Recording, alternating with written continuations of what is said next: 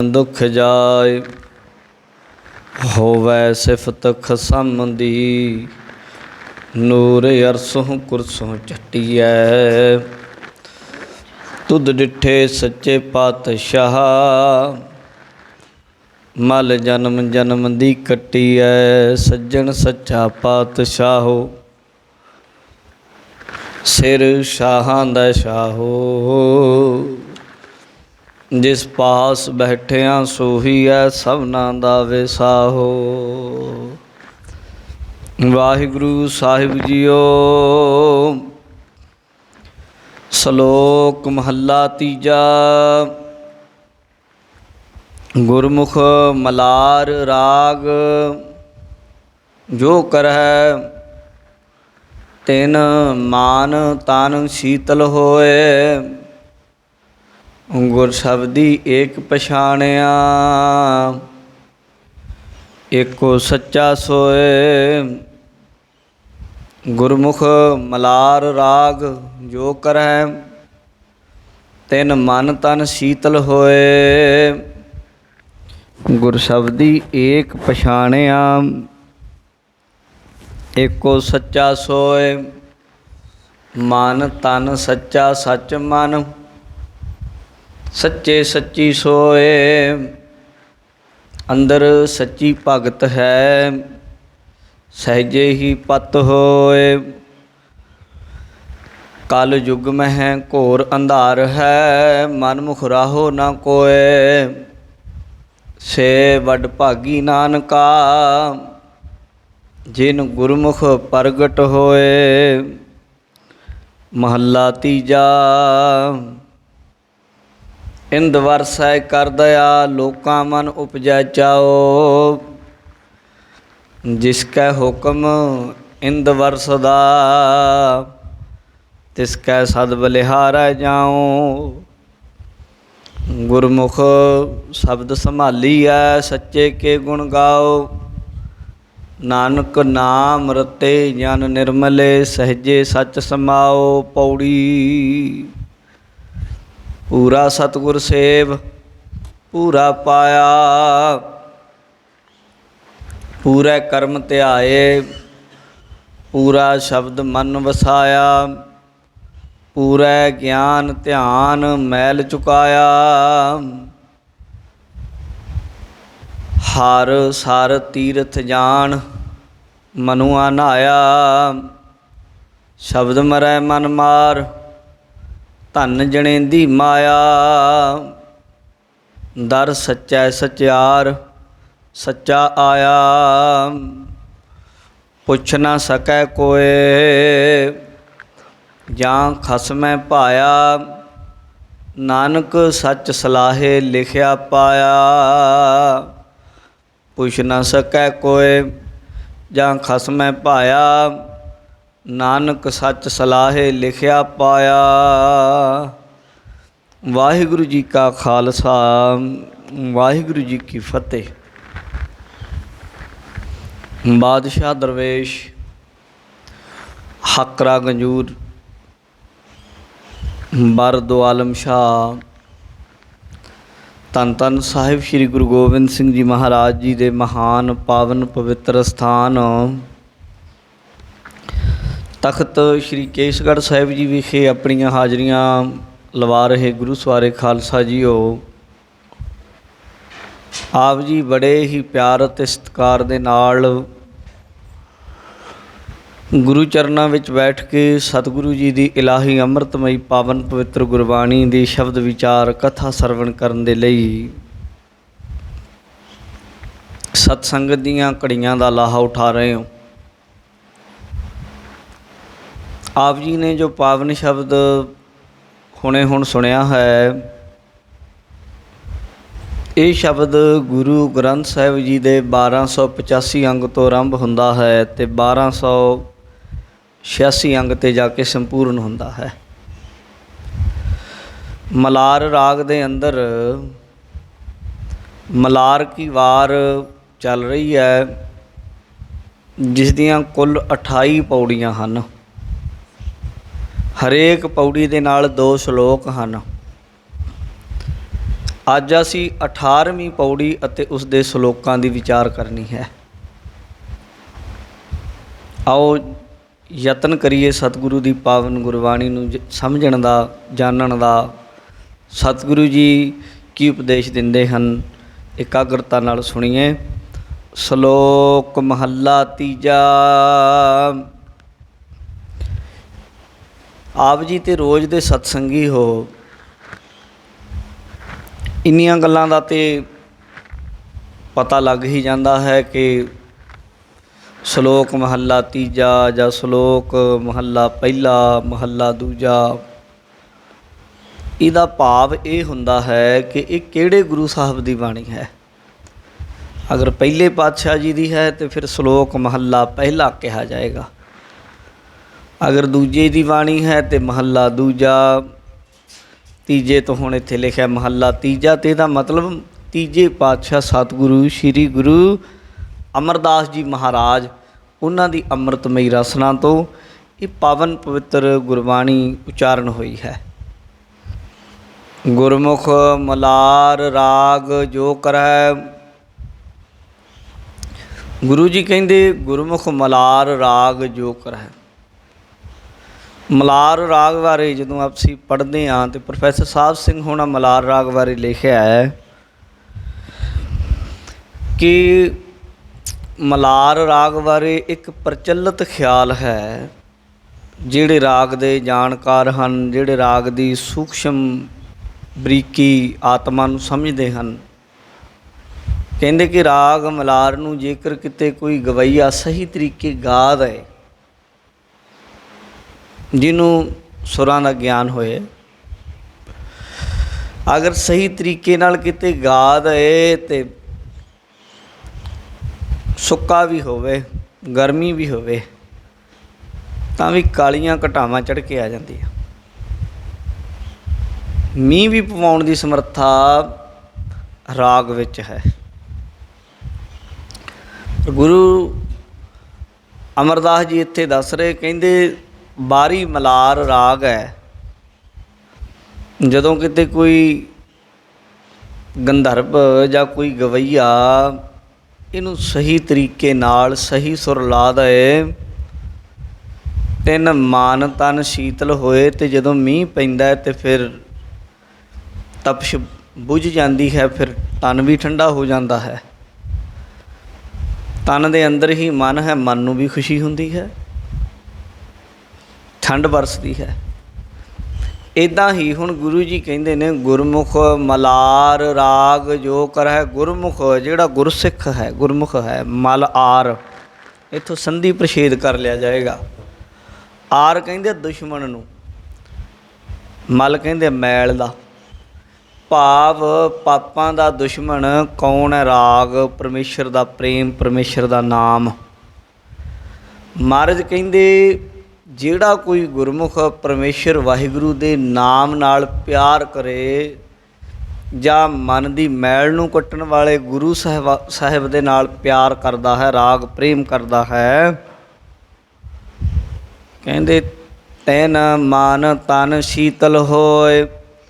ਸਤਿਗੁਰੂ ਗੁਰੂ ਅਮਰਦਾਸ ਜੀ ਆਖ ਰਹੇ ਹਨ ਕਿ ਉਹਨਾਂ ਗੁਰਮੁਖਾਂ ਦੇ ਮਨ ਨੂੰ ਵੀ,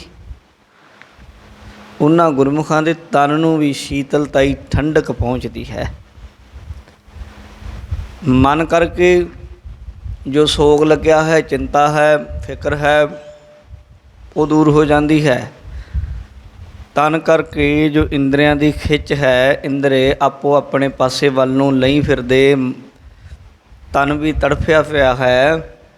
ਮਹਾਰਾਜ ਕਹਿੰਦੇ ਉਹ ਵੀ ਜਿਹੜੀ ਅਗਨੀ ਹੈ ਉਹ ਬੁਝ ਜਾਂਦੀ ਹੈ ਇੰਦਰੀਆਂ ਦੀ। ਗੁਰ ਸ਼ਬਦੀ ਏਕ ਪਛਾਣਿਆ,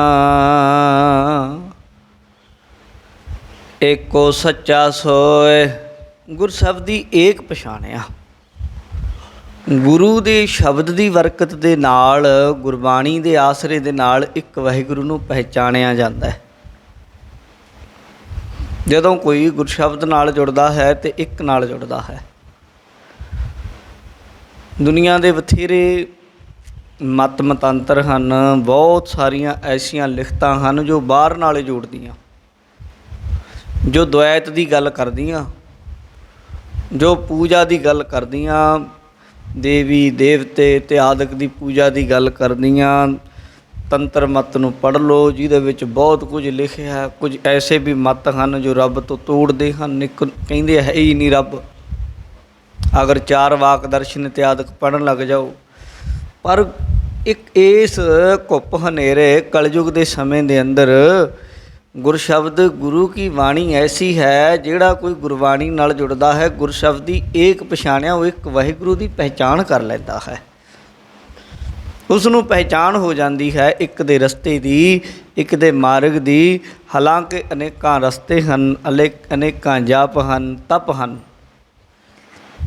ਪਰ ਕਿੱਧਰ ਕਿੱਧਰ ਬੰਦਾ ਜਾਵੇ। ਐਡੀ ਵੱਡੀ ਜ਼ਿੰਦਗੀ ਹੈ ਨਹੀਂ। ਸਤਿਯੁਗ ਦੇ ਸਮੇਂ ਵਰਗੀ ਗੱਲ ਨਹੀਂ ਕਿ ਲੱਖਾਂ ਸਾਲਾਂ ਦੀ ਉਮਰ ਹੈ, 10-20 ਸਾਲ ਆਹ ਜਾਪ ਕਰ ਲਿਆ, 10-20 ਸਾਲ ਆਹ ਕਰ ਲਿਆ, ਆਹ ਕਰ ਲਿਆ, ਕਰ ਦੇਖੀ ਜਾਓ ਅਤੇ ਫਿਰ ਪਤਾ ਲੱਗੂਗਾ ਕਿ ਆਹ ਮਾਰਗ ਠੀਕ ਹੈ। ਬੜੇ ਲੋਕ ਇੱਦਾਂ, ਜਦੋਂ ਆਪਾਂ ਪੜ੍ਹਦੇ ਹਾਂ, ਸਵਾਮੀ ਵਿਵੇਕਾਨੰਦ ਜੀ ਦੇ ਗੁਰੂ ਹੋਏ ਪਰਮਹੰਸ ਜੀ, ਉਹਨਾਂ ਨੂੰ ਕਿਹਾ ਕਰਦੇ, ਜਦੋਂ ਉਹਨਾਂ ਦੇ ਜੀਵਨ ਨੂੰ ਪੜ੍ਹਦੇ ਆ, ਉਹਨਾਂ ਬੜੇ ਮਾਰਗ ਧਾਰਨ ਕੀਤੇ, ਬੋਧੀਆਂ ਵਿੱਚ ਗਏ, ਬੋਧੀਆਂ ਦੇ ਅਨੁਸਾਰ ਸਾਧਨਾ ਕਰਨ ਲੱਗੇ। ਉੱਦਾਂ ਉਹ ਕਾਲੀ ਦੇਵੀ ਦੀ ਪੂਜਾ ਵੀ ਬੜੀ ਕੀਤੀ ਉਹਨਾਂ। ਫਿਰ ਜਦੋਂ ਇਸਲਾਮ ਧਰਮ ਦੀ ਪ੍ਰੈਕਟਿਸ ਕਰ ਰਹੇ ਸਨ, ਉਦੋਂ ਟੋਪੀ ਸਿਰ 'ਤੇ ਰੱਖਦੇ, ਮਸਜਿਦ 'ਚ 5 ਵਕਤ ਨਮਾਜ਼ ਪੜ੍ਹਦੇ ਸਨ, ਮੰਦਰ ਦੇ ਕੋਲ ਦੀ ਲੰਘ ਜਾਂਦੇ ਸਨ, ਮੰਦਰ ਨੂੰ ਵੇਖਦੇ ਵੀ ਨਹੀਂ ਸਨ। ਅਤੇ ਅੰਤ ਸਮੇਂ ਉਹਨਾਂ ਨੂੰ ਇੱਕ ਮਹਾਤਮਾ ਮਿਲਿਆ ਸੀ, ਤੋਤਾਪੁਰੀ ਨਾਂ ਸੀ ਉਹਨਾਂ ਦਾ। ਉਹਦੇ ਸਾਹਮਣੇ ਬੜੀ ਆਪਣੀ ਅੰਦਰ ਦੀ ਵੇਦਨਾ, ਦੁੱਖ ਦੱਸਿਆ ਵੀ ਮੈਂ ਬਹੁਤ ਪ੍ਰੈਕਟਿਸ ਕੀਤੀ, ਵੱਖੋ ਵੱਖਰੇ ਧਰਮਾਂ ਦੇ ਕੰਮ ਕੀਤੇ, ਪਰ ਮੇਰੇ ਅੰਦਰੋਂ ਦੁਐਤ ਨਹੀਂ ਟੁੱਟੀ। ਜਦੋਂ ਵੀ ਮੈਂ ਧਿਆਨ ਧਾਰਨਾ, ਦੇਵੀ ਦੀ ਜਾਂ ਮੂਰਤੀ ਦੀ ਸ਼ਕਲ ਆ ਜਾਂਦੀ, ਮੈਂ ਕੀ ਕਰਾਂ। ਉਹਨਾਂ ਨੂੰ ਬੜੇ ਤਜਰਬੇ ਦੱਸੇ ਵੀ ਇੱਦਾਂ ਕਰੋ, ਇੱਦਾਂ ਕਰੋ, ਪਰ ਗੱਲ ਨਾ ਬਣੀ। ਲਾਸਟ ਇੱਕ ਦਿਨ ਕਿਤੇ ਜਦੋਂ ਬੈਠੇ ਸੀ, ਉਹਨਾਂ ਦੀ ਗੱਲ ਨਾ ਬਣੀ, ਉਹਨੇ ਸ਼ੀਸ਼ਾ ਪੁੱਟ ਕੇ ਸ਼ੀਸ਼ਾ ਉਹਨਾਂ ਦੇ ਮੱਥੇ 'ਤੇ ਮਲਿਆ, ਇੱਦਾਂ ਲਕੀਰ ਮਾਰੀ, ਜਾਣੀ ਸ਼ੀਸ਼ੇ ਦਾ ਵੀ ਖੂਨ ਕੱਢ ਦਿੱਤਾ ਉਹਨਾਂ ਦਾ। ਕਿੰਨਾ ਕੁਝ ਲੋਕ ਕਰਦੇ ਆ, ਕੀ ਕੁਝ ਨਹੀਂ ਉਸ ਪਰਮਾਤਮਾ ਦੀ ਪਹਿਚਾਣ ਦੇ ਲਈ ਲੋਕ ਕਰਦੇ। ਪਰ ਕਈ ਵਾਰ ਸਾਰੀ ਜ਼ਿੰਦਗੀ ਲੰਘ ਜਾਂਦੀ, ਵੱਡੇ ਵੱਡੇ ਨਾਮ ਵੀ ਹੋ ਜਾਂਦੇ, ਪ੍ਰਸਿੱਧ ਹੋ ਜਾਂਦੇ, ਆਪ ਤਾਂ ਪ੍ਰਸਿੱਧ ਹੁੰਦੇ ਹੀ ਹੁੰਦੇ, ਉਹਨਾਂ ਦੇ ਚੇਲੇ ਵੀ ਅੱਗੇ ਪ੍ਰਸਿੱਧੀ ਪ੍ਰਾਪਤ ਕਰ ਲੈਂਦੇ, ਪਰ ਫਿਰ ਵੀ ਖੜ੍ਹੇ ਉੱਥੇ ਹੀ ਹੁੰਦੇ ਆ ਦੁਆਇਤ ਦੇ ਵਿੱਚ। ਪਰ ਇਹ ਗੁਰੂ ਘਰ ਦੀ ਇੱਕ ਵਿਸ਼ੇਸ਼ਤਾ ਕਿ ਜਿਹੜਾ ਗੁਰੂ ਸ਼ਬਦ ਨਾਲ ਜੁੜੇਗਾ, ਗੁਰਬਾਣੀ ਨਾਲ ਜੁੜੇਗਾ, ਉਹ ਮੁੱਢ ਤੋਂ ਹੀ ਅੱਜ ਜੰਮਿਆ ਗੁਰੂ ਘਰ ਦੇ ਵਿੱਚ। ਸਮਝੋ, ਗੁਰੂ ਘਰ ਦੇ ਵਿੱਚ ਜਨਮ ਦਾ ਮਤਲਬ ਜਿੱਦਣ ਗੁਰੂ ਦੀ ਮੱਤ ਲਈ, ਇਹ ਮਤਲਬ ਨਹੀਂ ਕਿ ਉਹਦੀ ਉਮਰ 30 ਸਾਲਾਂ ਦੀ ਹੈ ਜਾਂ 50 ਸਾਲ ਦੀ ਹੈ। ਜੇ 50 ਸਾਲ ਦਾ ਬੰਦਾ ਅੱਜ ਗੁਰੂ ਦੀ ਬਾਣੀ ਨੂੰ ਸਮਝ ਕੇ ਅੱਜ ਮਨ 'ਚ ਵਸਾ ਕੇ ਚੱਲਦਾ, ਅਤੇ ਅੱਜ ਮੰਨਾਂਗੇ ਅੱਜ ਉਹਦਾ ਜਨਮ ਹੋਇਆ, ਇੱਕ ਦਿਨ ਦਾ ਹੀ ਆ ਉਹ। ਇਹ ਨਹੀਂ ਮੰਨਿਆ ਜਾਏਗਾ ਕਿ 50 ਸਾਲ ਦਾ ਹੈ। ਅਤੇ ਜਦੋਂ ਕੋਈ ਗੁਰੂ ਘਰ ਦੇ ਵਿੱਚ ਜਿਸ ਦਿਨ ਜਨਮ ਲੈਂਦਾ, ਉਸ ਦਿਨ ਗੁਰੂ ਘਰ ਦੇ ਅੰਦਰ, ਗੁਰਮਤਿ ਦੇ ਅੰਦਰ ਉਹਨੂੰ ਇੱਕ ਨਾਲ ਹੀ ਜੋੜਿਆ ਜਾਂਦਾ। ਪਹਿਲੇ ਦਿਨ ਦਾ ਸਬਕੇ ਇੱਕ ਹੈ।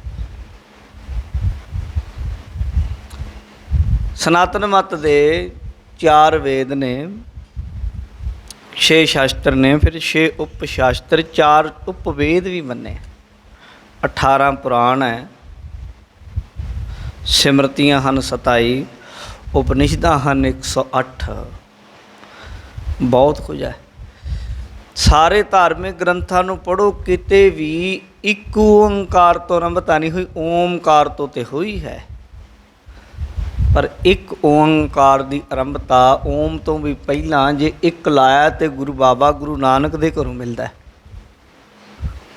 ਗੁਰੂ ਨਾਨਕ ਦੇਵ ਸਾਹਿਬ ਮਹਾਰਾਜ ਸੱਚੇ ਪਾਤਸ਼ਾਹ ਨੇ ਉਸ ਪਰਮਾਤਮਾ ਨੂੰ ਜਿਹਦੇ ਅਧੀਨ 3 ਗੁਣ ਹਨ, ਰਾਜ ਤਮ ਸਤ ਮਾਇਆ ਸਾਰੀ ਜਿਹਦੇ ਅਧੀਨ ਹੈ, ਉਸ ਨੂੰ ਇੱਕ ਰੱਖਿਆ ਕਿ ਉਹ ਇੱਕ ਹੈ।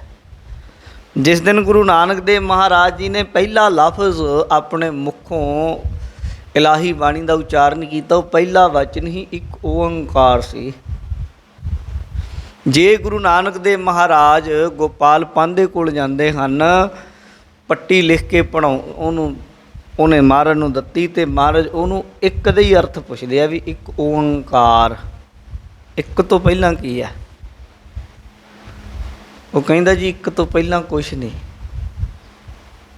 ਫਿਰ ਇਹਦਾ ਮਤਲਬ ਮਹਾਰਾਜ ਕਹਿੰਦੇ ਇੱਕੇ ਸਭ ਕੁਝ ਹੋਇਆ, ਉਹਨੂੰ ਵੀ ਸਮਝਾਇਆ। ਤਾਂ ਉਹ ਇਉਂ ਸਮਝੋ ਜਾਣੋ ਕਿ ਗੁਰੂ ਘਰ ਦੇ ਅੰਦਰ ਸਭ ਤੋਂ ਪਹਿਲੀ ਗੱਲ ਇੱਕ ਪ੍ਰਮਾਤਮਾ ਦੀ ਹੈ। ਸ਼ੁਰੂਆਤ ਵੀ ਇੱਕ ਤੋਂ ਹੀ ਹੁੰਦਾ ਹੈ, ਮੱਧ ਵੀ ਇੱਕ 'ਤੇ ਹੀ ਜਾ ਕੇ ਹੈ, ਅਤੇ ਸੰਪੂਰਨ ਵੀ ਇੱਕ 'ਤੇ ਹੀ ਹੈ। ਗੁਰਬਾਣੀ 'ਚ ਲਿਖਿਆ ਆਦਿ ਪੂਰਨ ਮੱਧ ਪੂਰਨ ਅੰਤ ਪੂਰਨ ਪਰਮੇਸ਼ਵਰ ਹੈ। ਸਿਮਰੰਤ ਸੰਤ ਸਰਬੱਤਰ ਰਮਣੰ ਨਾਨਕ ਅਗਨਾਸਨ ਜਗਦੀਸ਼ਵਰ ਹੈ। ਇਹ ਭਾਈ ਗੁਰਮੁਖੋ ਇਉਂ ਗੁਰੂ ਪਾਤਸ਼ਾਹ ਜੀ ਕਹਿੰਦੇ, ਗੁਰ ਸ਼ਬਦੀ ਏਕ ਪਛਾਣਿਆ। ਗੁਰੂ ਦੇ ਸ਼ਬਦ ਦੇ ਰਾਹੀਂ, ਗੁਰੂ ਦੇ ਸ਼ਬਦ ਦੀ ਬਖਸ਼ਿਸ਼ ਨਾਲ, ਬਰਕਤ ਦੇ ਨਾਲ, ਗੁਰੂ ਸ਼ਬਦ ਦੀ ਸਿੱਖਿਆ ਦੇ ਨਾਲ ਇੱਕ ਦੀ ਪਹਿਚਾਣ ਬੜੀ ਸਹਿਜੇ ਹੋ ਜਾਂਦੀ ਹੈ, ਬਹੁਤ ਸੌਖੀ। ਏਕੋ ਸੱਚਾ ਸੋਏ। ਔਰ ਗੁਰਸਿੱਖ ਨੂੰ ਇਸ ਗੱਲ ਦਾ ਪਤਾ ਲੱਗ ਜਾਂਦਾ ਹੈ ਕਿ ਇੱਕੋ ਹੀ ਸੱਚਾ ਹੈ, ਉਹ ਇੱਕ ਕੀ ਵਾਹਿਗੁਰੂ ਹੀ ਹੈ ਜੋ ਹਮੇਸ਼ ਹੈ, ਸਦਾ ਹੈ, ਰਹਿਣ ਵਾਲਾ ਹੈ, ਜਿਹਦੇ ਵਰਗਾ ਕੋਈ ਹੋਰ ਹੈ ਨਹੀਂ,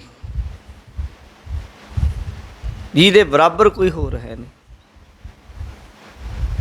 ਹੱਕਾ ਕਬੀਰ ਕਰੀਮ ਤੂੰ ਬੇਐਬ ਪਰਵਦਗਾਰ, ਗੁਰੂ ਨਾਨਕ ਦੇਵ ਜੀ ਤਿਲੰਗ ਰਾਗ ਵਿੱਚ ਕਹਿੰਦੇ ਆ, ਪਹਿਲਾ ਹੀ ਸ਼ਬਦ ਹੈ ਤਿਲੰਗ ਰਾਗ ਦਾ। ਕਹਿੰਦੇ ਹੱਕਾ, ਹੱਕ ਜਣੀ ਸੱਚ, ਕਬੀਰ ਜਣੀ ਵੱਡਾ, ਫਾਰਸੀ ਦਾ ਸ਼ਬਦ ਹੈ। ਕਰੀਮ ਰਹਿਮਤ ਕਰਨ ਵਾਲਾ, ਕਰਮ ਕਰਨ ਵਾਲਾ। ਹੱਕਾ ਕਬੀਰ ਕਰੀਮ ਤੂੰ ਬੇਐਬ ਪਰਵਦਗਾਰ, ਦੁਨੀਆ ਨੂੰ ਪਾਲਣ ਵਾਲੇ ਤੂੰ ਬੇਐਬ ਹੈ। ਮਾਇਆ ਦਾ ਵਲ ਛਲ ਪ੍ਰਭਾਵ ਪਰਛਾਵਾਂ ਤੇਰੇ ਉੱਤੇ ਕੋਈ ਅਸਰ ਨਹੀਂ ਕਰਦਾ। ਹੇ ਵਾਹਿਗੁਰੂ ਤੂੰ ਉਹ ਇੱਕ ਹੈ। ਗੁਰੂ ਜੀ ਕਹਿੰਦੇ ਇੱਕੋ ਸੱਚਾ ਸੋਏ। ਇੱਕ ਸੱਚੇ ਦੀ ਸਮਝ ਗੁਰਸ਼ਬਦ ਗੁਰਬਾਣੀ ਦੇ ਰਾਹੀਂ ਹੁੰਦੀ ਹੈ। ਮਨ ਤਨ ਸੱਚਾ, ਸੱਚ ਮਨ ਸੱਚੇ ਸੱਚੀ ਸੋਏ। ਗੁਰਬਾਣੀ ਨਾਲ ਜੁੜ ਕੇ ਗੁਰੂ ਕੇ ਸਿੱਖ ਦਾ ਮਨ ਵੀ ਸੱਚਾ ਹੋ ਜਾਂਦਾ ਹੈ। ਗੁਰਬਾਣੀ ਮਨ ਦੀ ਸ਼ੁੱਧੀ ਦੀ ਗੱਲ ਕਰਦੀ ਹੈ। ਗੁਰਬਾਣੀ ਮਨ ਦੀ ਸ਼ੁੱਧਤਾ ਦੇ ਉੱਤੇ ਬਹੁਤ ਗੁਰਬਾਣੀ ਵਿੱਚ ਲਿਖਿਆ ਕਿ ਅਗਰ ਅੰਤਰ ਮਲ ਨਿਰਮਲ ਨਹੀਂ ਕੀਨਾ, ਬਾਹਰ ਭੇਖ ਉਦਾਸੀ, ਹਿਰਦੈ ਕਾਮਲ ਘਟ ਬ੍ਰਹਮ ਨਾ ਚੀਨਾ, ਕਾਹੇ ਭਇਆ ਸੰਨਿਆਸੀ, ਭਰਮੇ ਭੂਲੀ ਰੇ ਜੈ ਚੰਦਾ, ਨਹੀਂ ਨਹੀਂ ਚੀਨਿਆ ਪਰਮਾਨੰਦਾ। ਭਗਤਾਂ ਦੀ ਬਾਣੀ ਵਿੱਚ ਹੈ, ਤ੍ਰਿਲੋਚਨ ਜੀ ਦਾ ਹੈ ਸ਼ਬਦ। ਕਹਿੰਦੇ ਅੰਦਰਲੀ ਮੈਲ ਨੂੰ ਜੇ ਸ਼ੁੱਧ ਹੀ ਨਹੀਂ, ਅੰਤਰ ਮਲ, ਅੰਦਰ ਤੇ ਮੈਲ ਭਰੀ ਫਿਰਦੀ ਹੈ, ਨਿਰਮਲ ਨਹੀਂ ਕੀਨਾ, ਮਨ ਨੂੰ ਨਿਰਮਲ ਨਹੀਂ ਕੀਤਾ। ਬਾਹਰ ਭੇਖ ਉਦਾਸੀ, ਬਾਹਰੋਂ ਭੇਖ ਉਦਾਸ ਵਾਲਾ, ਵਿਰਕਤਾਂ ਵਾਲਾ, ਸਾਧੂਆਂ ਵਾਲਾ। ਹਿਰਦੈ ਕਾਮਲ ਘਟ ਬ੍ਰਹਮ ਨਾ ਚੀਨਾ, ਕਾਹੇ ਭਇਆ ਸੰਨਿਆਸੀ। ਹਿਰਦੇ ਦੇ ਅੰਦਰ, ਤੇਰੇ ਘਟ ਦੇ ਅੰਦਰ ਹੀ ਉਹ ਖਿੜਿਆ ਬੈਠਾ ਬ੍ਰਹਮ ਰੂਪ ਪਰਮਾਤਮਾ ਕਵਲ ਦੇ ਰੂਪ ਵਿੱਚ। ਭਾਵ ਸ਼ੁੱਧ ਚੇਤਨ ਬ੍ਰਹਮ ਹੈ ਜਿਹੜਾ ਤੇਰੇ ਅੰਦਰ ਹੈ, ਪਰ ਤੂੰ ਜਾਣਿਆ ਨਹੀਂ ਅਤੇ ਬਾਹਰੀ ਸੰਨਿਆਸ ਨੇ ਤੇਰਾ ਕੁਝ ਨਹੀਂ ਸਵਾਰ ਦੇਣਾ। ਇਸ ਲਈ ਤੇਰੀ ਮੱਤ ਭਰਮਾਂ 'ਚ ਨਾ ਪੈ ਜਾਏ। ਇੱਕ ਜੈਚੰਦ ਬ੍ਰਾਹਮਣ ਨੂੰ ਉਪਦੇਸ਼ ਦਿੰਦੇ ਹੋਏ ਇਹ ਸ਼ਬਦ ਉਚਾਰਨ ਕੀਤਾ, ਭਰਮੇ ਭੂਲੀ ਰੇ ਜੈ ਚੰਦਾ, ਨਹੀਂ ਨਹੀਂ ਚੀਨਿਆ ਪਰਮਾਨੰਦਾ। ਤੈਂ ਪਰਮ ਆਨੰਦ ਸਰੂਪ ਪਰਮਾਤਮਾ ਨੂੰ ਜਾਣਿਆ ਹੀ ਨਹੀਂ, ਨਾ ਤੂੰ ਜਾਣ ਸਕਦਾ। ਇਸ ਲਈ ਗੁਰੂ ਸਾਹਿਬ ਮਨ ਤਨ ਮਨ ਦੀ ਵੀ ਗੱਲ ਕਰਦੇ। ਮਨ ਨੂੰ ਸਾਧਨਾ, ਮਨ ਸਾਧੇ ਸਿੱਧ ਹੋਈ। ਨਾਲ ਕਹਿ ਦਿੱਤਾ ਤਨ ਵੀ ਸਾਧਣਾ, ਦੋਵੇਂ ਹੀ ਚੀਜ਼ਾਂ ਨੇ। ਕੋਈ ਆਖੇ ਜੀ ਮੇਰਾ ਮਨ ਸੱਚਾ ਹੈ ਅਤੇ ਤਨ ਨਾਲ ਜੋ ਮਰਜ਼ੀ ਕਰੀ ਜਾ, ਫਿਰ ਇਹ ਹੋ ਸਕਦਾ ਨਾ ਬਈ। ਜੇ ਮਨ ਸ਼ੁੱਧ ਹੈ ਤਾਂ ਫਿਰ ਤਨ ਉੱਤੇ ਵੀ ਪ੍ਰਗਟ ਹੋ ਜਾਣਗੇ ਉਹ ਲੱਛਣ। ਹੁਣ ਤੇ ਮਨੋਵਿਗਿਆਨ ਇਹ ਗੱਲ ਮੰਨਣ ਲੱਗ ਪਈ ਕਿ ਜੋ ਮਨ ਵਿੱਚ ਹੋਏਗਾ ਉਹਦੇ ਅੰਦਰਲੇ ਬੀਜ ਤਨ 'ਤੇ ਪ੍ਰਗਟ ਹੋ ਜਾਣਗੇ। ਜੋ ਮਨ ਵਿੱਚ ਹੋਏਗਾ ਉਹਦੇ ਬੀਜ ਤਨ 'ਤੇ ਵੀ ਪ੍ਰਗਟ ਹੋਣ ਲੱਗ ਜਾਣਗੇ। ਇਹ ਮਨੋਵਿਗਿਆਨ ਮੰਨਦੀ ਹੈ। ਜੇ ਬਹੁਤੇ ਨਹੀਂ, ਥੋੜ੍ਹੇ ਥੋੜ੍ਹੇ ਹੋਣ ਲੱਗ ਜਾਣਗੇ। ਜਿਹੋ ਜਿਹੀ ਸੰਗਤ, ਅੰਦਰ ਜਿਸ ਚੀਜ਼ ਦਾ ਪ੍ਰਭਾਵ ਤਨ ਦੇ ਉੱਤੇ, ਤੇਰੇ ਜੀਵ ਦੇ ਉੱਤੇ, ਤੇਰੇ ਲਫ਼ਜ਼ਾਂ ਦੇ ਵਿੱਚ, ਅਤੇ ਅਗਰ ਤੇਰੇ ਮਨ ਦੇ ਵਿੱਚ ਵਾਸ਼ਨਾ ਹੈ ਤਾਂ ਤੇਰੀ ਜੀਵ ਦੇ ਉੱਤੇ ਸਾਰਾ ਦਿਨ ਵਾਸ਼ਨਾ ਦੀਆਂ ਗੱਲਾਂ ਰਹਿਣਗੀਆਂ। ਅਗਰ ਤੇਰੇ ਮਨ ਦੇ ਅੰਦਰ ਸੰਤੋਖ ਹੈ ਤਾਂ ਤੂੰ ਮੂੰਹੋਂ ਵੀ, ਜ਼ੁਬਾਨ ਤੋਂ ਵੀ ਸਬਰ ਦੀ, ਸੰਤੋਖ ਦੀ ਗੱਲ ਕਰਨ ਲੱਗ ਜਾਏਗਾ। ਅਗਰ ਹਿਰਦੇ 'ਚ ਪਰਮਾਤਮਾ ਹੈ ਤਾਂ ਜ਼ੁਬਾਨੋਂ ਵੀ ਰੱਬ ਦਾ ਨਾਮ ਤੇਰੇ ਆਪਣੇ ਆਪ ਨਿਕਲੇਗਾ। ਕਿਉਂਕਿ ਜੋ ਭਾਂਡੇ ਵਿੱਚ ਹੋਊਗਾ ਉਹੀ ਬਾਹਰ ਨਿਕਲਣਾ ਹੈ। ਸਾਧ ਸੰਗਤ, ਕਈ ਹੁਣ ਇੱਥੇ ਸੁਣੀ ਦੇ, ਦੇਖੀ ਦੇ ਹਨ, ਗੱਲਾਂ ਬੜੀਆਂ ਕਰਦੇ ਹਨ। ਉਹ ਏਜੰਟ ਜੇ ਛੱਡੇ ਹੁੰਦੇ ਬਾਬਿਆਂ ਨੇ, ਸਾਧਾਂ ਨੇ, ਉਹਨਾਂ ਦੇ ਚੇਲੇ ਕਹਿਣਗੇ ਨਹੀਂ ਉੱਦਾਂ ਸੰਤ ਤਾਂ ਸਾਡੇ ਇਹ ਬ੍ਰਹਮਨਿਸ਼ਠੀ ਨੇ, ਬ੍ਰਹਮ ਸਤੋਤਰੀ ਨੇ, ਬ੍ਰਹਮ ਗਿਆਨੀ ਨੇ। ਅੱਛਾ ਜੀ, ਚਲੋ ਮੰਨ ਲਿਆ। ਫਿਰ ਭਾਈ ਉਹ ਮੂੰਹੋਂ ਗਾਲਾਂ ਗੂਲਾਂ ਕੱਢ ਲੈਂਦੇ ਆ। ਜਿਸ ਇਨਸਾਨ ਦੇ ਹਿਰਦੇ 'ਚ ਨਾਮ ਵਸ ਗਿਆ ਉਹਦੇ ਮੂੰਹ 'ਚ ਵੀ ਨਾਮ ਹੀ ਰਹੇਗਾ। ਉਹ ਮਾੜਾ ਬੋਲ ਨਹੀਂ ਸਕਦਾ, ਗਾਲ ਕੱਢੀ ਨਹੀਂ ਸਕਦਾ ਬੇਵਜ੍ਹਾ ਕਿਸੇ ਨੂੰ। ਕਿਉਂ? ਗੁਰਬਾਣੀ ਕਹਿੰਦੀ ਹੈ, ਗੁਰਬਾਣੀ 'ਚ ਲਿਖਿਆ ਹੈ ਕਿ ਜਿਸ ਬੰਦੇ ਦੇ ਅੰਦਰ ਨਾਮ ਵਸਿਆ ਉਹ ਬੰਦੇ ਦੇ ਬਾਹਰ ਵੀ ਨਾਮ ਹੋਏਗਾ, ਰਸਨਾ 'ਤੇ ਵੀ ਨਾਮ ਹੋਏਗਾ। ਅਤੇ ਜੇ ਬਾਹਰ ਫਿੱਕਾ ਹੈ ਅਤੇ ਅੰਦਰੋਂ ਹਜੇ ਫਿੱਕਾ ਹੈ, ਅੰਦਰੋਂ ਵੀ ਫਿੱਕਾ ਪਿਆ ਹੈ। ਇਸ ਕਰਕੇ ਗੁਰੂ ਜੀ ਕਹਿੰਦੇ ਹਨ, ਮਨ ਤਨ ਸੱਚਾ ਸੱਚ ਮਨ। ਉਹਦਾ ਮਨ ਵੀ ਸੱਚਾ, ਉਹਦਾ ਤਨ ਵੀ ਸ਼ੁੱਧ ਪਵਿੱਤਰ ਅਤੇ ਸੱਚ ਮਨ। ਉਹ ਸੱਚੇ ਨੂੰ ਮਨਨ ਕਰਦੇ ਆ, ਮਨ ਕਰਕੇ ਤਨ ਕਰਕੇ ਸੱਚੇ ਸੱਚੀ ਸੋਏ। ਉਹ ਗੁਰਮੁਖ ਸੱਚੇ ਹਨ ਅਤੇ ਉਹਨਾਂ ਦੀ ਸੋਏ ਜਿਹੜੀ ਸ਼ੋਭਾ ਵੀ ਸੱਚੀ ਹੋ ਜਾਂਦੀ ਹੈ। ਉਹਨਾਂ ਦੀ ਸ਼ੋਭਾ ਸੱਚੀ ਸ਼ੋਭਾ ਹੈ। ਅੰਦਰ ਸੱਚੀ ਭਗਤ ਹੈ, ਸਹਿਜੇ ਹੀ ਪਤ ਹੋਏ। ਅੰਦਰ ਸੱਚੀ ਭਗਤ ਹੈ। ਮਹਾਰਾਜ ਗੁਰੂ ਪਾਤਸ਼ਾਹ ਜੀ, ਗੁਰੂ ਅਮਰਦਾਸ ਜੀ ਕਹਿ ਰਹੇ ਹਨ, ਕਹਿੰਦੇ ਉਹਨਾਂ ਗੁਰਮੁਖਾਂ ਦੇ ਅੰਦਰ, ਹਿਰਦੇ ਦੇ ਅੰਦਰ ਸੱਚੀ ਭਗਤ ਹੈ। ਸੱਚੇ ਪਰਮਾਤਮਾ ਦੀ ਭਗਤੀ, ਸੱਚੀ ਭਗਤੀ ਹੈ। ਝੂਠੀ ਵੀ ਹੋਣੀ ਫਿਰ ਕੋਈ, ਜੀ ਸੱਚੀ ਆਖੀ। ਹਾਂ ਬਈ ਬਥੇਰੇ ਆ, ਝੂਠੇ ਵੀ ਆ। ਬਾਹਰੋਂ ਕਹਾਉਂਦੇ ਆ, ਗੁਰੂ ਨਾਨਕ ਦੇਵ ਜੀ ਦਾ ਜਦੋਂ ਪੜ੍ਹਦੇ ਹਾਂ, 100 ਸੁਹਾਗਣ ਇਤਿਹਾਸ ਵਿੱਚ ਆਉਂਦਾ। ਆਪਣੇ ਆਪ ਨੂੰ ਪਰਮਾਤਮਾ ਦਾ, ਰੱਬ ਦੀ ਸੁਹਾਗਣ ਕਹਾਉਂਦਾ ਸੀ। ਔਰਤਾਂ ਦੀ ਤਰ੍ਹਾਂ ਸ਼ਿੰਗਾਰ ਲਾ ਕੇ ਰੱਖਣੇ, ਇੱਕ ਮੱਤ ਵੀ ਚੱਲਦਾ ਬੰਗਾਲ 'ਚ, ਇਹਦਾ ਬਹੁਤ ਵੱਡਾ ਜ਼ੋਰ ਹੈ 100 ਸੁਹਾਗਣਾਂ ਦਾ। ਅਤੇ ਬੜਾ ਆਪਣੇ ਆਪ ਨੂੰ ਕਹਾਉਂਦਾ ਸੀ ਪਰਮਾਤਮਾ ਦੀ ਸੁਹਾਗਵੰਤੀ ਹੈ, ਇਹ 100 ਸੁਹਾਗਣ ਹੈ। ਗੁਰੂ ਜੀ ਕਹਿੰਦੇ ਇਹਦੇ ਨਾਲ ਗੱਲ ਕਰਨੀ, ਕਹਿੰਦੇ ਨਹੀਂ ਜੀ, ਹੁਣ ਭਗਤੀ 'ਚ ਬੈਠਾ, ਭਗਤੀ 'ਚ ਬੈਠਾ ਹੋਇਆ ਇਹ 100 ਸੁਹਾਗਣ ਸੰਤ। ਲੋਕ ਮੇਲਾ ਲੱਗਿਆ ਹੋਇਆ ਬਾਹਰ ਪੂਜਣ ਵਾਲਿਆਂ ਦਾ। ਗੁਰੂ ਜੀ ਨੇ ਫਿਰ ਸੁਨੇਹਾ ਭੇਜਿਆ, ਉਹਨੂੰ ਕਹੋ ਮਿਲੇ, ਗੱਲ ਕਰਨੀ ਉਹਦੇ ਨਾਲ। ਕਹਿੰਦਾ ਨਹੀਂ ਜੀ, ਉਹਦੇ ਚੇਲੇ ਚਾਟੜੇ ਬੜੇ ਹੁੰਦੇ, ਤਨਖਾਹਾਂ 'ਤੇ ਰੱਖੇ ਹੁੰਦੇ। ਚੇਲੇ ਕਾਹਦੇ ਗੁੰਡੇ ਪਾਲੇ ਆ ਸਾਧਾਂ ਨੇ ਇਹ। ਉਹ ਬਾਹਰ ਖੜ੍ਹੇ ਅਤੇ ਅੱਗੇ ਜਾਣ ਨਾ ਦੇਣ। ਉਹ ਕਹਿਣ ਨਹੀਂ ਨਹੀਂ ਭਗਤੀ 'ਚ ਹੈ। ਮਹਾਰਾਜ ਕਹਿੰਦੇ ਚੰਗਾ, ਫਿਰ ਭਗਤੀ ਦੀ ਪ੍ਰਗਟ ਹੋ ਜਾਊ। ਮੇਲੇ 'ਚ ਕਿਤੇ ਲੜਾਈ ਪੈ ਗਈ, ਆਪਸ ਵਿੱਚ ਲੋਕ ਆਏ, ਕਿਤੇ ਲੜਾਈ ਦੇ ਵਿੱਚ ਧੱਕਾ ਮੁੱਕੀ। ਇਹਦੇ ਚੇਲੇ ਆਏ ਅਤੇ ਭੱਜੇ ਆਏ, ਦਰਵਾਜ਼ੇ ਧੱਕੇ ਮਾਰ ਕੇ ਤੋੜੇ ਅਤੇ ਅੰਦਰ ਦੇਖਿਆ ਅਤੇ ਅੰਦਰ ਇਹ ਬੇਈਮਾਨ ਕੁਕਰਮਾਂ 'ਚ ਫਸਿਆ ਹੋਇਆ, ਸ਼ਰਾਬਾਂ ਕਬਾਬਾਂ 'ਚ ਫਸਿਆ ਹੋਇਆ। ਉੱਥੇ ਬੜੀਆਂ ਲਾਹਣਤਾਂ ਪਈਆਂ ਲੋਕਾਂ। ਇਹਨੂੰ ਮਹਾਰਾਜ ਨੇ ਇਹਨੂੰ ਆਖਿਆ, ਦੇਖ ਲਓ ਆਹ ਭਗਤੀ ਹੈ ਇਹਨਾਂ ਪਖੰਡੀਆਂ ਦੀ। ਕਈ ਇਸ ਤਰ੍ਹਾਂ ਵੀ ਪਖੰਡ ਕਰਦੇ ਹਨ। ਪਰ ਗੁਰੂ ਜੀ ਕਹਿੰਦੇ ਜਦੋਂ ਕੋਈ ਗੁਰਮੁਖ ਗੁਰੂ ਦੇ ਅਨੁਸਾਰ ਹੀ ਚੱਲਦਾ, ਫਿਰ ਉਹਦਾ ਕੀ ਜੀਵਨ ਅੰਦਰ ਸੱਚੀ ਭਗਤ ਹੈ। ਉਹਦੇ ਭਗਤੀ ਅੰਦਰ ਹੁੰਦੀ, ਸੱਚੀ ਭਗਤੀ ਦੇ ਅੰਦਰ ਵੀ ਟਿਕੀ ਹੁੰਦੀ ਹੈ। ਇਕੱਲਾ ਬਾਹਰੀ ਪਹਿਰਾਵਾ, ਬਾਹਰੀ ਦਿਖਾਵਾ ਨਹੀਂ ਕਿ ਬਾਹਰੋਂ ਹੀ ਇਕੱਲਾ ਦਿਖਾਵਾ ਮਾਤਰ।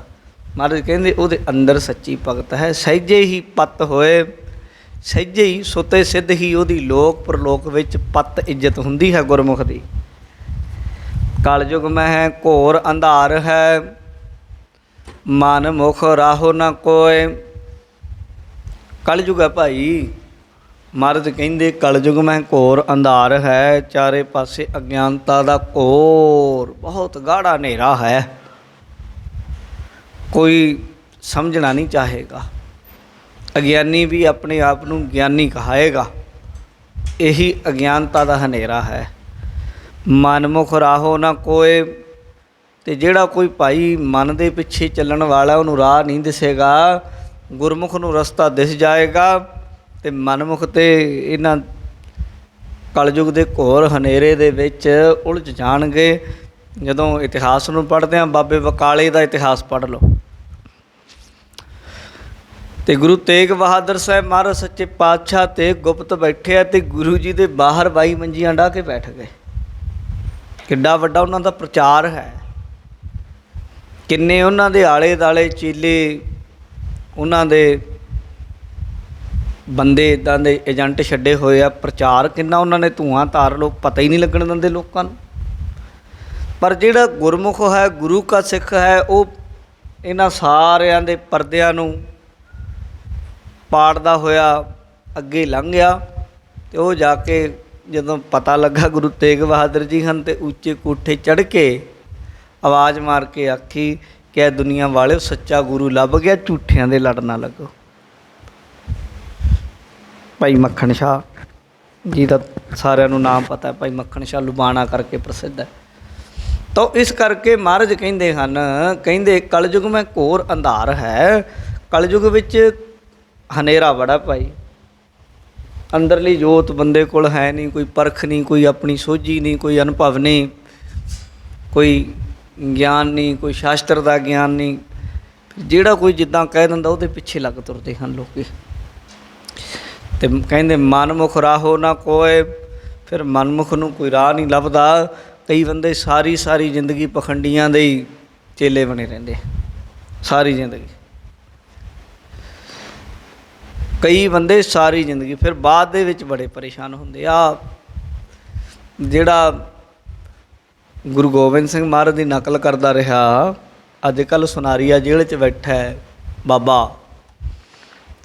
ਕਿੰਨੇ ਉਹਦੇ ਚੇਲੇ ਉਹਨੂੰ ਰੱਬ ਮੰਨਦੇ ਸੀ। ਉਹਨੇ ਫਿਲਮ ਬਣਾਈ ਮੈਸੇਂਜਰ ਆਫ ਗੋਡ, ਅਤੇ ਪੰਜਾਬ ਸਰਕਾਰ ਨੇ ਪਤਾ ਨਹੀਂ ਕੋਈ ਸੌਦੇਬਾਜ਼ੀ ਹੋਈ ਹੋਣੀ ਇਹਨਾਂ ਦੀ, ਇਹ ਕਿਹੜਾ ਘੱਟ ਨੇ ਲੀਡਰ, ਇਹਨਾਂ ਨੇ ਧੱਕੇ ਨਾਲ ਉਹਦੀ ਫਿਲਮ ਲਾਈ। ਜਿਹੜੀ ਕਿੰਨੇ ਪੰਜਾਬ ਵਿੱਚ ਰੌਲੇ ਹੋਏ, ਝਗੜੇ ਹੋਏ, ਦੰਗਿਆਂ ਵਾਲਾ ਕੰਮ ਇੱਕ ਤਰ੍ਹਾਂ ਦਾ ਹੋ ਗਿਆ, ਪਰ ਉਹਦੀ ਕਰਾਈ। ਉਹਦੇ ਚੇਲੇ ਦੇਖ ਕੇ ਆਉਂਦੇ ਸੀ। ਅਤੇ ਜਦੋਂ ਪੰਚਕੂਲੇ ਦੇ ਵਿੱਚ ਉਹਨੂੰ ਉੱਥੇ ਉਹਦੇ ਕੀਤੇ ਕੁਕਰਮ ਸਾਹਮਣੇ ਪ੍ਰਗਟ ਹੋਏ, ਅਤੇ ਅੱਧਿਆਂ ਨੇ ਫਿਰ ਨਹਿਰਾਂ 'ਚ ਸੁੱਟੀ ਉਹਦੀਆਂ ਫੋਟੋਆਂ ਆ ਕੇ। ਕਹਿੰਦੇ ਇਹ ਤਾਂ ਬੜਾ ਵੀ ਸਾਰੀ ਜ਼ਿੰਦਗੀ ਇੱਦਾਂ ਹੀ ਲੰਘ ਗਈ। ਫਿਰ ਹਜੇ ਅੱਧੇ ਕੁ ਲੋਕ ਹਜੇ ਵੀ ਇੰਨੇ ਅੰਨੇ ਭਗਤ ਹੈ, ਉਹ ਹਜੇ ਵੀ ਸਵੇਰ ਉੱਠਦੇ ਨੂੰ ਮੱਥਾ ਟੇਕਦੇ ਆ ਸੁਨਾਰੀਆ ਜੇਲ੍ਹ ਵੱਲ ਨੂੰ, ਵੀ ਸਾਡਾ ਰੱਬ ਇੱਥੇ ਬੈਠਾ ਹੈ। ਇਹ ਕਲਯੁਗ ਦੇ ਲੱਛਣ ਹੈ ਭਾਈ। ਸਾਹਮਣੇ ਵੀ ਹੋਵੇ ਤੁਹਾਡੇ ਸੱਚ, ਤਾਂ ਵੀ ਨਹੀਂ ਸਮਝ ਸਕਦਾ ਬੰਦਾ। ਕਈ ਵਾਰ ਗੁਰਮੁਖ ਹੋਵੇ, ਕੋਈ ਮਹਾਤਮਾ ਹੋਵੇ ਕੋਈ, ਕਈ ਵਾਰ ਲੋਕ ਉਹਨੂੰ ਧੱਕੇ ਮਾਰਨਗੇ ਅਗਿਆਨਤਾ ਵਾਲੇ। ਕਈ ਵਾਰ ਐਸਾ ਹੁੰਦਾ ਪਖੰਡੀ ਹੈ ਅਤੇ ਉਹਦੇ ਐਸੇ ਜਾਲ ਵਿੱਚ ਫਸਣਗੇ, ਸਾਰੀ ਜ਼ਿੰਦਗੀ ਉਹਨਾਂ ਦੇ ਅੱਖਾਂ ਦਾ ਜਾਲ ਟੁੱਟਦਾ ਹੀ ਨਹੀਂ, ਜੋ ਮਰਜ਼ੀ ਕਰੀ ਜਾ। ਮਹਾਰਾਜ ਕਹਿੰਦੇ ਹੈ ਕਿ ਇਹ ਕਹਿੰਦੇ ਕਲਯੁਗ ਮਹਿ ਘੋਰ ਅੰਧਾਰ ਹੈ। ਕਲਯੁਗ ਹੈ, ਗਾੜਾ ਹਨੇਰਾ ਹੈ। ਮਨਮੁਖ ਰਾਹੋ ਨਾ ਕੋਈ, ਮਨਮੁਖ ਨੂੰ ਅੱਗੇ ਰਾਹ ਨਹੀਂ ਦਿਸਦਾ ਕੋਈ। ਸੇ ਵੱਡ ਭਾਗੀ ਨਾਨਕਾ, ਜਿਨ ਗੁਰਮੁਖ ਪ੍ਰਗਟ ਹੋਏ। ਗੁਰੂ ਅਮਰਦਾਸ ਜੀ ਕਹਿੰਦੇ ਸੇ ਵੱਡ ਭਾਗੀ ਨਾਨਕਾ, ਕਹਿੰਦੇ ਵੱਡੇ ਭਾਗਾਂ ਵਾਲੇ ਹਨ। ਕਿਹੜੇ ਜੀ? ਜਿਨ ਗੁਰਮੁਖ ਪ੍ਰਗਟ ਹੋਏ, ਜਿਨ੍ਹਾਂ ਗੁਰਮੁਖਾਂ ਦੇ ਸੁਰਤ ਦੇ ਵਿੱਚ ਗੁਰੂ ਦਾ ਗਿਆਨ ਪ੍ਰਗਟ ਹੋ ਜਾਏ, ਜਾਂ ਜਿਨ੍ਹਾਂ ਗੁਰਮੁਖਾਂ ਨੂੰ ਪਤਾ ਲੱਗ ਜਾਏ, ਪ੍ਰਗਟ ਹੋ ਜਾਏ ਕਿ ਸੱਚੀ ਖੇਡ ਕਿਹੜੀ ਹੈ, ਕਿਹੜੇ ਪਾਸੇ ਮੈਂ ਤੁਰਨਾ ਹੈ। ਇਹ ਪਖੰਡੀਆਂ ਨੂੰ, ਦੇਹਧਾਰੀਆਂ ਨੂੰ ਮੈਂ ਮੰਨਣਾ ਨਹੀਂ। ਮੈਂ ਗੁਰੂ ਨਾਨਕ ਦਾ ਸਿੱਖ ਹਾਂ, ਗੁਰੂ ਗੋਬਿੰਦ ਸਿੰਘ ਮਹਾਰਾਜ ਸੱਚੇ ਪਾਤਸ਼ਾਹ ਜੀ ਦਾ ਸਿੱਖ ਹਾਂ। ਉਹਨਾਂ ਨੇ ਸਾਡੇ ਲਈ ਆਪਣਾ ਸਰਬੰਸ ਕੁਰਬਾਨ ਕਰ ਦਿੱਤਾ। ਗੁਰਮੁਖ ਨੂੰ ਇਸ ਗੱਲ ਦੀ ਸਮਝ ਹੁੰਦੀ, ਉਹ ਵਡਭਾਗੇ ਹਨ। ਮਹਾਰਾਜ ਕਹਿੰਦੇ ਮਹੱਲਾ ਤੀਜਾ, ਤੀਜੇ ਪਾਤਸ਼ਾਹ ਸਮਝਾ ਰਹੇ, ਇੰਦ ਵਰਸੈ ਕਰ ਦਇਆ, ਲੋਕਾਂ ਮਨ ਉਪਜੈ ਚਾਓ। ਜਦੋਂ ਮੀਂਹ ਪੈਂਦਾ ਹੈ, ਇੰਦ ਬੱਦਲ ਵਰਸਦਾ ਹੈ, ਲੋਕਾਂ 'ਤੇ ਬੜੀ ਦਇਆ ਹੁੰਦੀ ਹੈ। ਤਪਸ਼ ਦੇ ਵਿੱਚ, ਗਰਮੀ ਦੇ ਵਿੱਚ ਲੋਕਾਂ ਮਨ ਉਪਜੈ ਚਾਓ, ਲੋਕਾਂ ਦੇ ਮਨ 'ਚ ਬੜਾ ਚਾਅ ਪੈਦਾ ਹੁੰਦਾ ਹੈ ਕਿ ਮੀਂਹ ਪਿਆ ਜੀ, ਬੜਾ ਵਧੀਆ ਹੋ ਗਿਆ, ਮੀਂਹ ਪੈ ਗਿਆ। ਅਤੇ ਮਹਾਰਾਜ ਕਹਿੰਦੇ ਜਿਸ ਕੈ ਹੁਕਮ ਇੰਦ ਵਰਸਦਾ, ਤਿਸ ਕੈ ਸਦ ਬਲਿਹਾਰੈ ਜਾਓ। ਜੱਜੇ ਕੰਨਾਂ ਉੱਤੇ ਬਿੰਦੀ ਤਾਂ ਕਰਕੇ ਜਾਂ ਉਹ ਸ਼ਬਦ ਪੜ੍ਹਨਾ। ਮਹਾਰਾਜ ਕਹਿੰਦੇ ਹਨ, ਕਹਿੰਦੇ ਜਿਸ ਕੈ ਹੁਕਮ ਇੰਦ ਵਰਸਦਾ, ਭਾਈ ਗੁਰਮੁਖੋ ਜਿਹਦੇ ਹੁਕਮ ਵਿੱਚ ਇਹ ਇੰਦ, ਇਹ ਮੀਂਹ ਪੈਂਦਾ ਹੈ, ਤਿਸ ਕੈ ਸਦ ਬਲਿਹਾਰੈ ਜਾਓ, ਉਸ ਵਾਹਿਗੁਰੂ ਦੇ ਹਮੇਸ਼ਾ ਹੀ ਕੁਰਬਾਨੇ ਜਾਈਏ ਜਿਹਦੇ ਹੁਕਮ ਵਿੱਚ ਇਹ ਮੀਂਹ ਪਿਆ। ਕਈ ਲੋਕ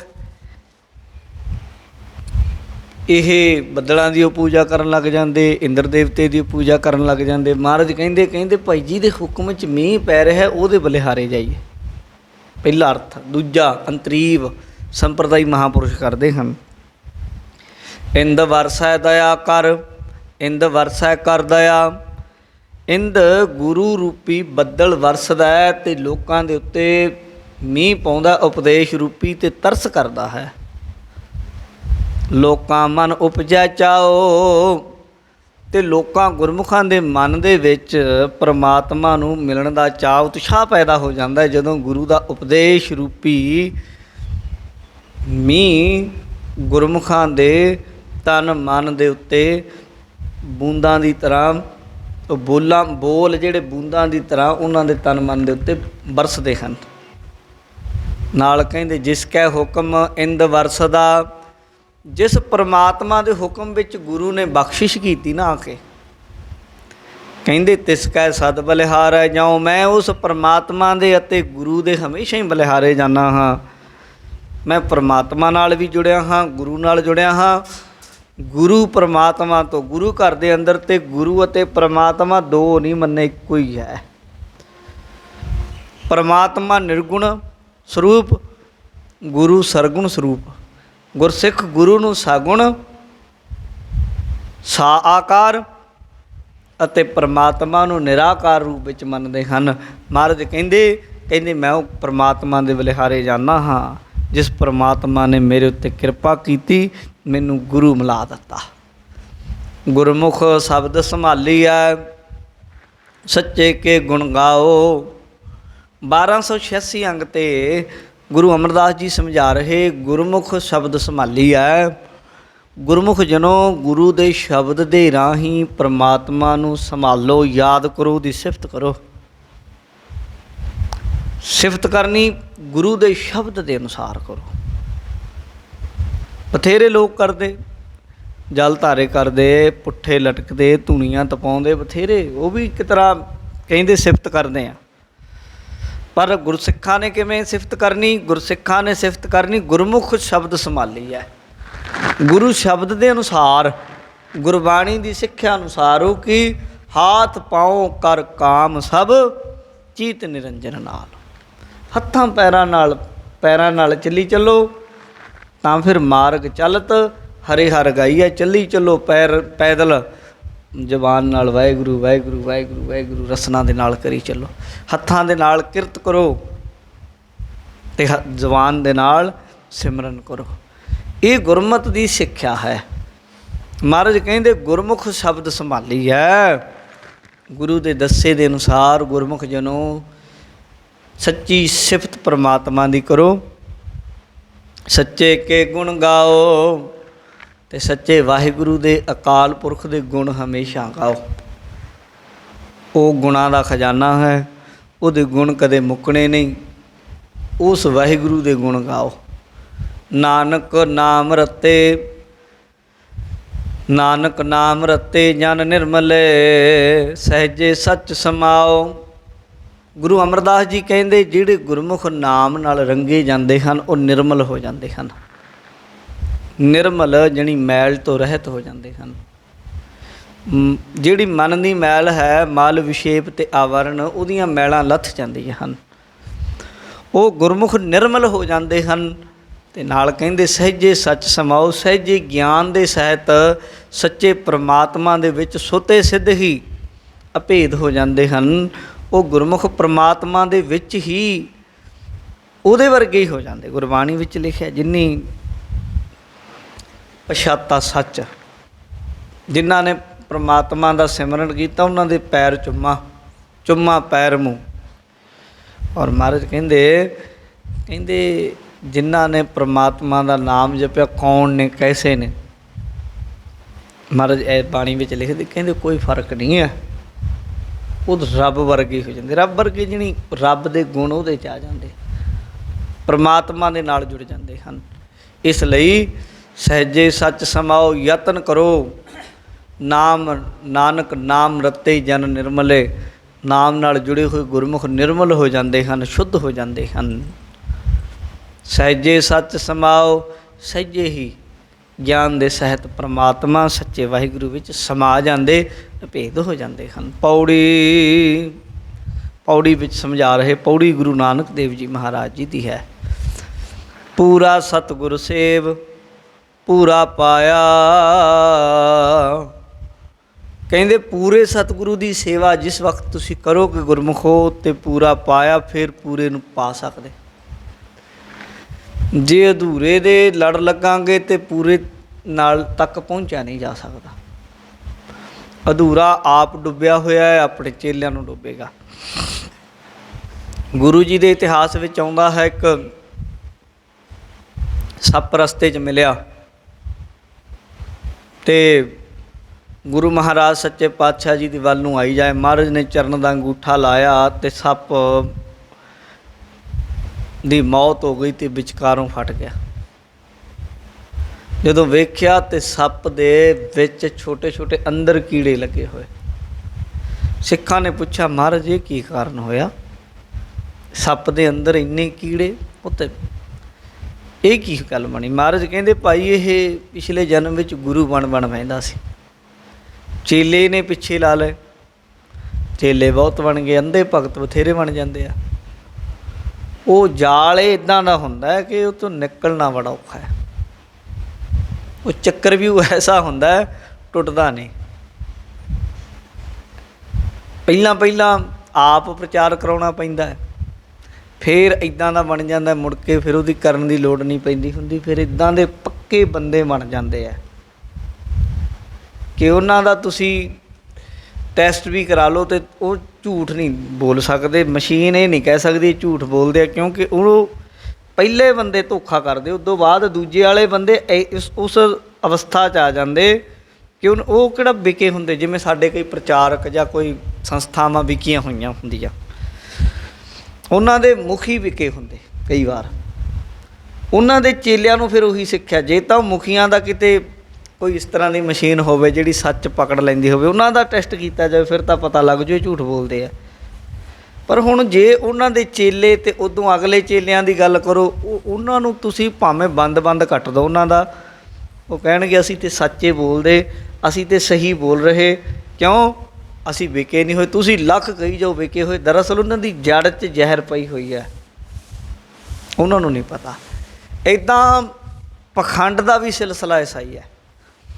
ਉਹ ਆਪ ਪਹਿਲਾਂ ਸ਼ੁਰੂਆਤੀ ਇੱਦਾਂ ਕਰਦੇ ਆ ਕੰਮ, ਇਸ ਤਰ੍ਹਾਂ ਦਾ ਦਾਰੋ ਮਦਾਰ ਜਾਂ ਆਲੇ ਦੁਆਲੇ ਕਰਦੇ, ਫਿਰ ਹੌਲੀ ਉੱਦਾਂ ਦੇ ਲੋਕ ਜੁੜੇ ਆਉਂਦੇ, ਫਿਰ ਉਹ ਲੀਹ ਟੁੱਟਦੀ ਨਹੀਂ ਜਿੰਨਾ ਚਿਰ ਆਪ ਬੰਦਾ ਨਾ ਚਾਹੇ ਵੀ ਇਹ ਕੰਮ ਗਲਤ ਹੈ, ਛੱਡ ਦਈਏ। ਇਸ ਤਰੀਕੇ ਮਹਾਰਾਜ ਕਹਿੰਦੇ ਹਨ ਭਾਈ ਇੱਕ ਗੱਲ ਨੂੰ ਜਾਣ ਲਓ, ਪੂਰਾ ਸਤਿਗੁਰ ਸੇਵ ਪੂਰਾ ਪਾਇਆ। ਜਦੋਂ ਪੂਰੇ ਗੁਰੂ ਦੀ ਸੇਵਾ ਕਰੋਗੇ ਤਾਂ ਪੂਰੇ ਪ੍ਰਮਾਤਮਾ ਨੂੰ ਪਾ ਸਕਦੇ ਹੋ। ਪੂਰਾ ਕਰਮ ਧਿਆਏ, ਪੂਰਾ ਸ਼ਬਦ ਮਨ ਵਸਾਇਆ, ਪੂਰਾ ਕਰਮ ਧਿਆਏ। ਕਹਿੰਦੇ ਪੂਰੇ ਪ੍ਰਮਾਤਮਾ ਦੀ ਕਰਮ ਜਿਹੜੀ ਬਖਸ਼ਿਸ਼ ਦੇ ਨਾਲ ਪ੍ਰਮਾਤਮਾ ਨੂੰ ਧਿਆਇਆ ਜਾ ਸਕਦਾ, ਉਹ ਬਖਸ਼ਿਸ਼ ਕਰੇ। ਜਾਂ ਪੂਰੇ ਕਰਮ ਕਈ ਤਰ੍ਹਾਂ ਦੇ ਹੈ।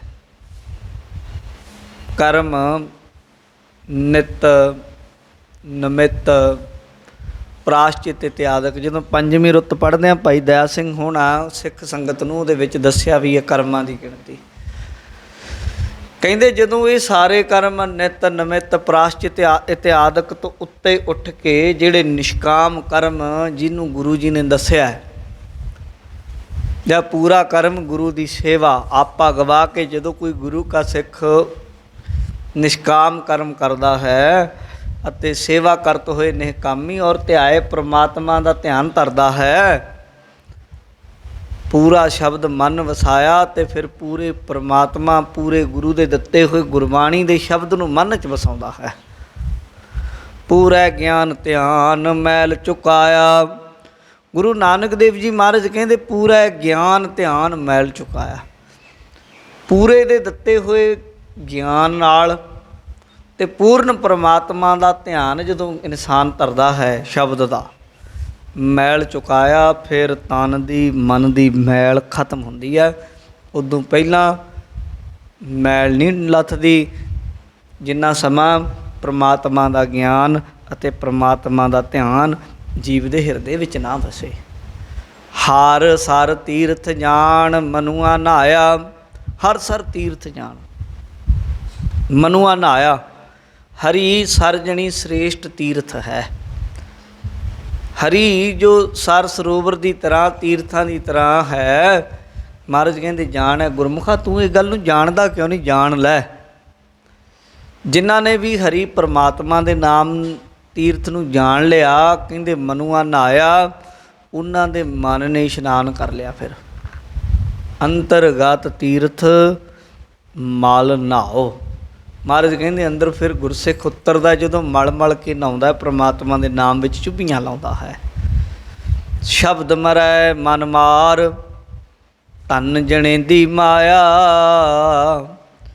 ਗੁਰੂ ਦੇ ਸ਼ਬਦ ਦੇ ਨਾਲ ਸ਼ਬਦ ਮਰੈ ਮਨ ਮਾਰ।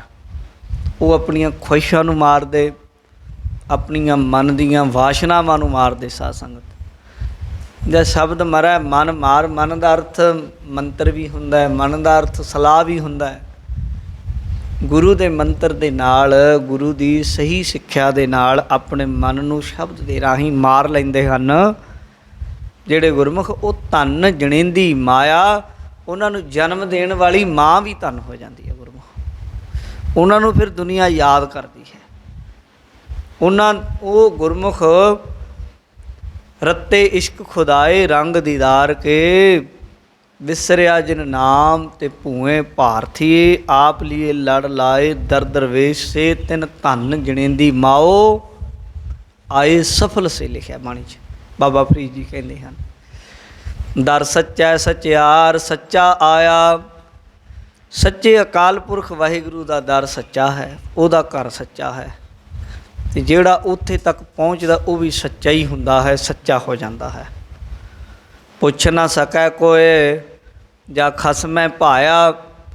ਉਹਨਾਂ ਨੂੰ ਰੱਬੀ ਦਰਗਾਹ 'ਚ ਵੀ ਕੋਈ ਪੁੱਛਣ ਵਾਲਾ ਨਹੀਂ ਕਿ ਰੇਰੇ ਦਰਗਾਹ ਕਹੈ ਨਾ ਕੋਊ।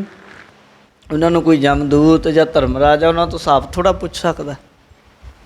ਹੱਥ ਜੋੜ ਜੋੜ ਖੜ੍ਹੇ ਰਹਿੰਦੇ ਆ। ਧਰਮ ਰਾਏ ਦਰ ਕਾਗਦ ਫਾਰੇ, ਜਨ ਨਾਨਕ ਲੇਖਾ ਸਮਝਾ। ਉਹਨਾਂ ਦਾ ਹਿਸਾਬ ਕਿਤਾਬ ਪੂਰਾ ਹੀ ਹੋ ਗਿਆ।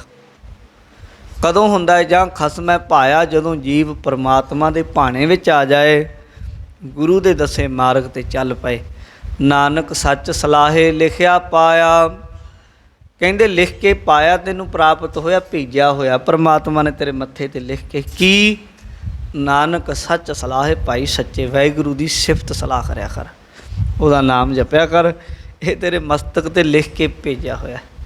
ਤੈਨੂੰ ਕੰਮ ਇਹੀ ਲਾਇਆ ਕਿ ਪ੍ਰਾਣੀ ਤੂੰ ਆਇਓ ਲਾਹਾ ਲੈਣ, ਤੂੰ ਲਾਹਾ ਲੈਣ ਲਈ ਆਇਆ ਹੈ। ਉਹਨੂੰ ਜਪ, ਉਹਦੇ ਜਪ ਦੇ ਨਾਲ ਤੇਰੇ ਲੋਕ ਸੁਖੀਏ, ਪਰਲੋਕ ਸੁਹੇਲੇ ਹੋ ਜਾਣਗੇ।